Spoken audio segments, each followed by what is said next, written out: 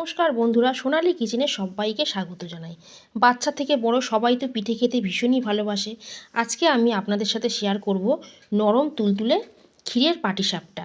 ক্ষীরটা আমি আজকে বাড়িতেই তৈরি করব, আর সেই ক্ষীর দিয়েই আজকে পাটিসাপটা করে আপনাদের সাথে শেয়ার করব। ক্ষীর বানানোর জন্য কড়ায় 1 লিটার দুধ গরম করতে বসিয়েছি।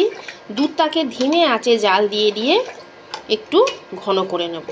দুধ ফুটে অনেকটাই কমে গেছে। এবারে এর মধ্যে দিয়ে দেব বড় চামচে 2 চামচ গোবিন্দভোগ চালের গুঁড়ো, তার সাথে দেব গুঁড়ো দুধ দিয়ে খুব ভালো করে এটাকে মিশিয়ে নেব। ক্ষীর বানানোর সময় গুঁড়ো দুধ ব্যবহার করলে ক্ষীরের স্বাদ খুব ভালো হয়। নাড়তে নাড়তে দুধ অনেকটাই গাঢ় হয়ে গেছে। এবারে এর মধ্যে দিয়ে দেব খেজুর গুড়ের পাটালি, দিয়ে আবারও এটা মিশিয়ে নেব।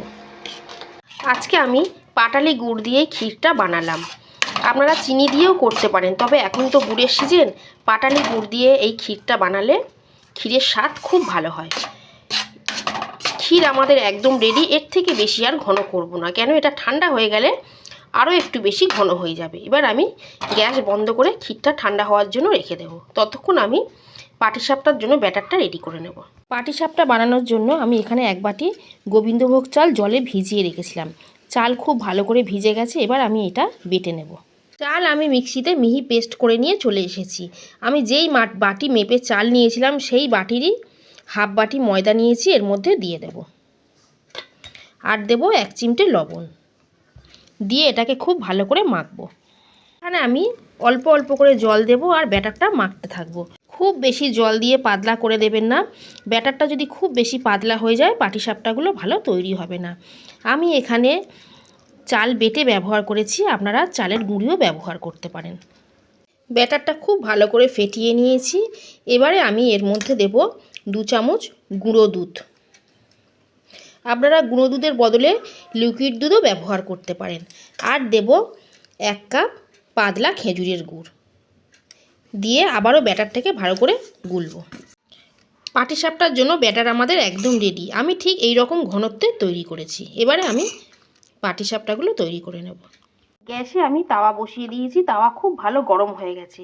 এবারে আমি একটা বেগুনের বোঁটার সাহায্যে তাওয়ার মধ্যে ঘি বুলিয়ে দেব। এবারে আমি 1 হাতা ব্যাটার নিয়ে তাওয়ার মধ্যিখানে দেব, দিয়ে একটু গোল করে ঘুরিয়ে নেব। উপর দিয়ে আমি ক্ষীরটা দিয়ে দেব।